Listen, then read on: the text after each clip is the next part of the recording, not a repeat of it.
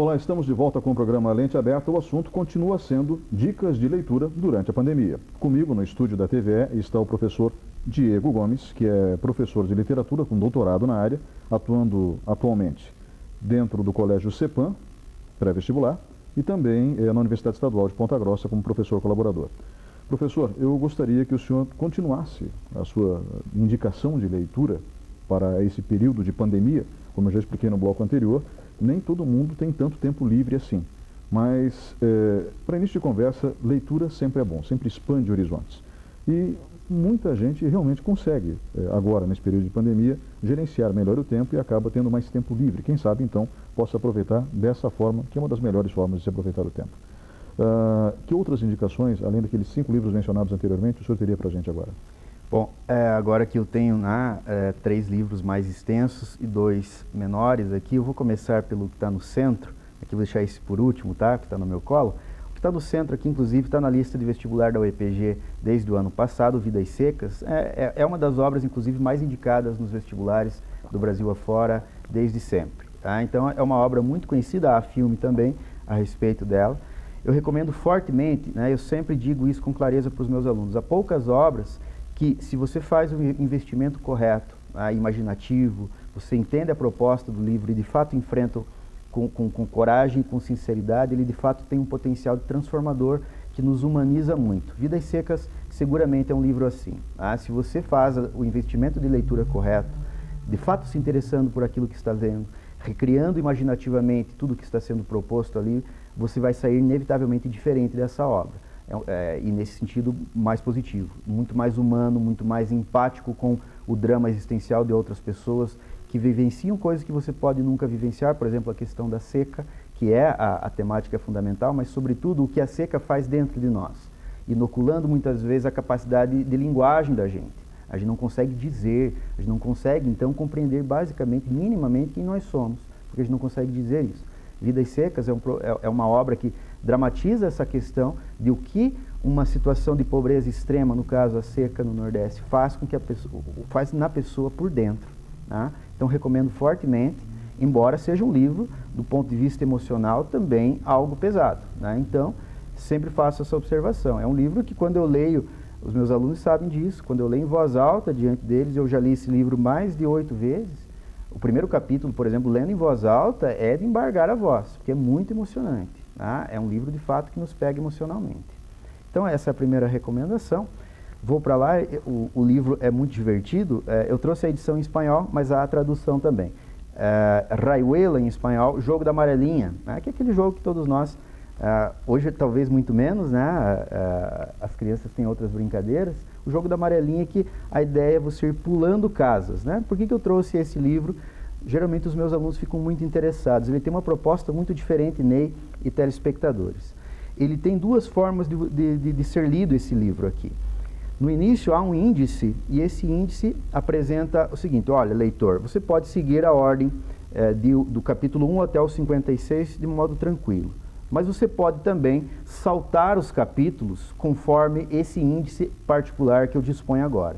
E no fim de cada capítulo você pode, por exemplo, do capítulo 1 saltar para o capítulo 58. E depois retornar ao 2. E depois saltar ao 125, por exemplo. E assim ele vai saltando. O leitor como que escolhe um percurso de leitura, então, o que faz com que a leitura seja única, não que ela não seja em outros livros. Mas nesse caso, é muito mais única ainda, porque o leitor opera fazendo escolhas diretamente no livro. Inclusive a Netflix fez um filme no mesmo sistema, mas muito tempo depois. Esse livro é muito antigo, é do século passado, mas é muito anterior à Netflix. Né? Perfeito. Tudo bem? Partindo então, eu vou para os Irmãos Karamazov do Fyodor Dostoiévski. Essa é uma leitura também algo pesada, não só pela extensão, são 2 volumes, e eu recomendo essa edição, porque há outras edições que infelizmente a tradução não é tão boa. A da editora 34, não estou ganhando nada com isso, é só uma indicação de fato para proporcionar ao telespectador uma leitura interessante, de uma tradução que é a melhor de todas, nesse caso, não segundo mim mesmo, mas segundo pessoas mais entendidas, inclusive, no assunto. Esse é um livro que deixou impressionado, inclusive, o Freud, que vai escrever um ensaio a respeito do parricídio, que é o filho matando o pai, o homicídio de um filho contra o pai.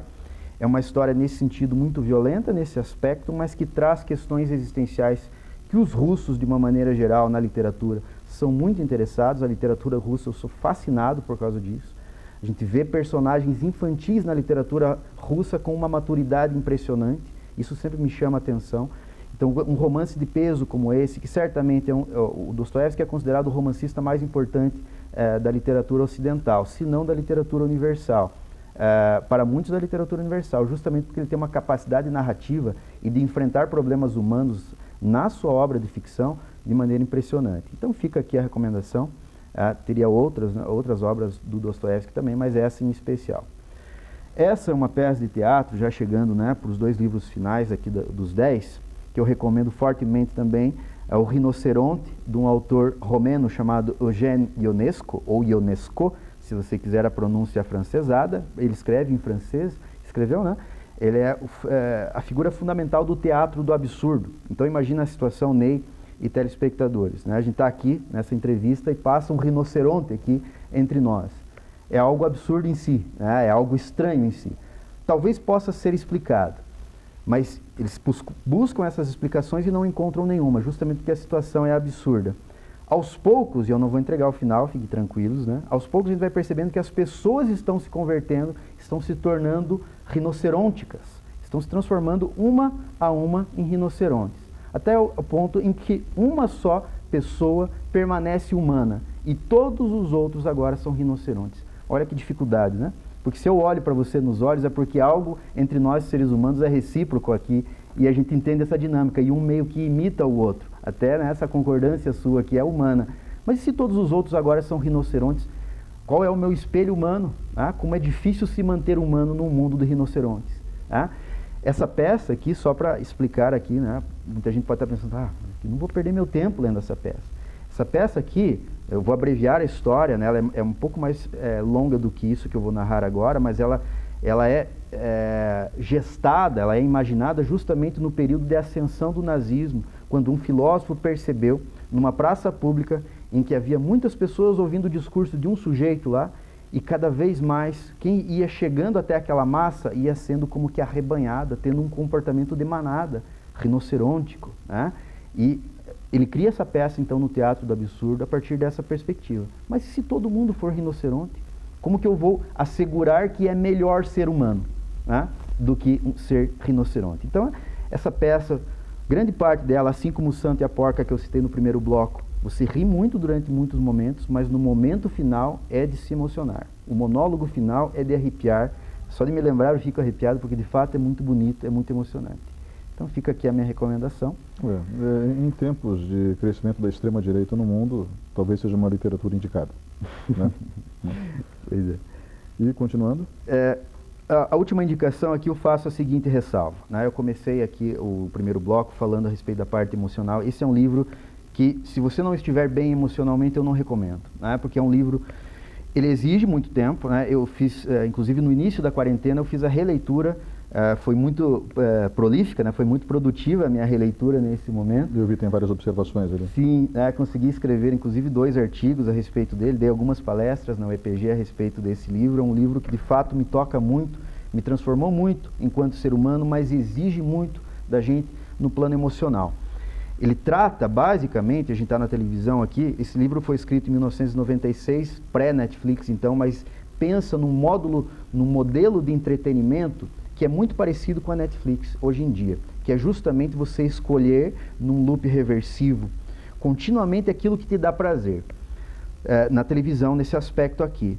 O que essa obra trata são os riscos de um entretenimento desregrado, completamente vinculado somente a questões de prazer, por exemplo, e das escolhas pessoais. Até que ponto, então, e é isso que o livro traz, até que ponto, se eu tiver a oportunidade de escolher de modo desmesurado todos os prazeres disponíveis para mim, eu não vou destruir a mim mesmo. Tá? Essa é uma obra complexa nesse sentido, ela exige do leitor, é o único livro que eu já li que você precisa de 2 marca-páginas. Sabe por quê, Ney? Porque você tem a história comum e dentro da história você tem várias notas de fim de livro. Essas notas te jogam para o final e são mais de 300. Então você tem que ler, pausar a leitura e voltar e ir aqui para a nota do fim. E daí retornar para a narrativa comum e assim sucessivamente até o fim dela. Tá? Há dezenas de personagens aqui, mas todos eles nos fazem pensar de maneira séria, né? O espectador certamente percebeu, nos fazem pensar, o livro pensar a sério a respeito da condição humana, especialmente nesse aspecto da questão do entretenimento. Graça Infinita. Graça Infinita. Deixei para o final, vai lá, né? É Graça Infinita, do David Foster Wallace, um escritor. Ele se suicida em 2008 e ele viraliza no mundo, especialmente no Brasil, justamente porque ele fez um discurso que, se você procurar no YouTube, Isto é Água, ele menciona, 3 anos antes do seu suicídio, a questão do suicídio num discurso de paraninfo que ele faz para os seus alunos ali, né, formados, e ele menciona a questão do suicídio de maneira, assim, muito emotiva, e daí 3 anos depois ele mesmo comete o suicídio. A obra dele tem muito essa questão